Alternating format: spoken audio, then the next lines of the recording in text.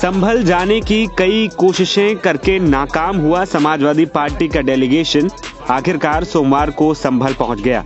हिंसा के 1 महीने से ज्यादा बीत जाने के बाद समाजवादी पार्टी के विधायकों और सांसदों का एक डेलीगेशन संभल पहुंचकर हिंसा में जान गंवाने वाले पीड़ितों से सोमवार को मुलाकात कर रहा है और उनके लिए मदद का इस दौरान ऐलान भी किया गया।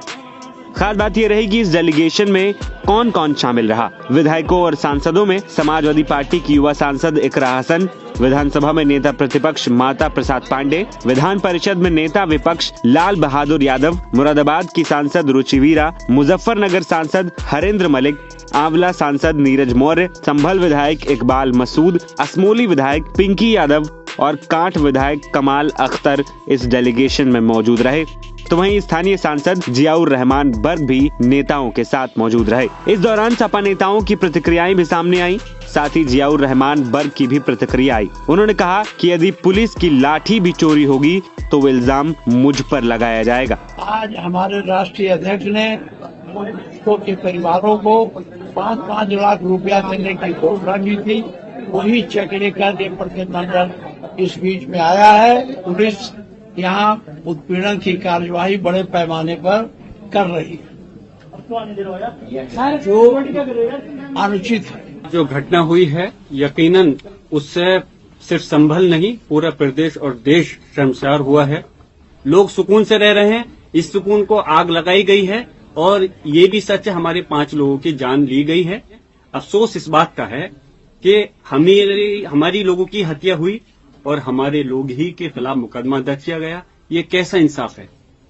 लेकिन हम संविधान पर यकीन करते हैं और इस संविधान को मानते हैं और हमारा न्यायालय पर पूरा भरोसा कायम है। हमें उम्मीद है कि अगर हमें पुलिस प्रशासन से शासन से अगर हमें इंसाफ नहीं मिलेगा तो न्यायालय से हमें इंसाफ जरूर मिलेगा। अफसोस है मैं यहाँ का सांसद हूँ, यहाँ का सांसद होने के साथ साथ मैं यहाँ का निवासी भी हूँ। मुझे भी आने के लिए क्यों रोका गया। मैं अपने लोगों के दुख में दर्द में शरीक होना चाहता था, मैं उनके गम में शरीक होना चाहता था, उनकी परेशानी को समझ कर करके मैं चाहता था उनको इंसाफ मिल सके। लेकिन अफसोस है यहाँ आने नहीं दिया गया।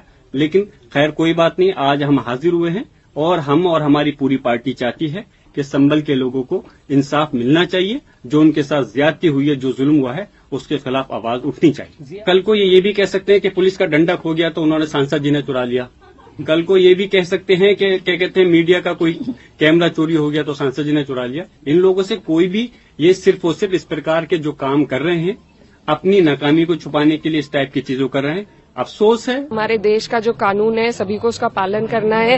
प्लेसेस ऑफ वर्शिप एक्ट है, इसीलिए लाया गया था कि जो राजशाही शासन है उस दौरान जो हुआ व्यवस्थाएं बदल जाती थी। जो भी राजा बनता था वो अपने हिसाब से व्यवस्था बदल देता था। लेकिन अब हम एक रिपब्लिक है, अब हम एक लोकतंत्र हैं। अब यहाँ पर किसी का राज नहीं है, किसी की तानाशाही नहीं है। तो अब जो नियम कानून किताब में लिखे गए हैं उसी हिसाब से सबको चलना पड़ेगा, संविधान के हिसाब से। और संविधान में प्लेसेस ऑफ वर्शिप एक्ट है, तो जो चीज जहाँ पर 47 में थी, जो भी गिरजाघर, जो भी मंदिर मस्जिद था, वो उसी हालात में रहना चाहिए। जो यूपी सरकार के एक मंत्री हैं, वो जो मौजूदा सांसद हैं संभल के, उनके लिए कह रहे हैं कि अगर वो नहीं संभले तो आजम खान जैसा हाल होगा।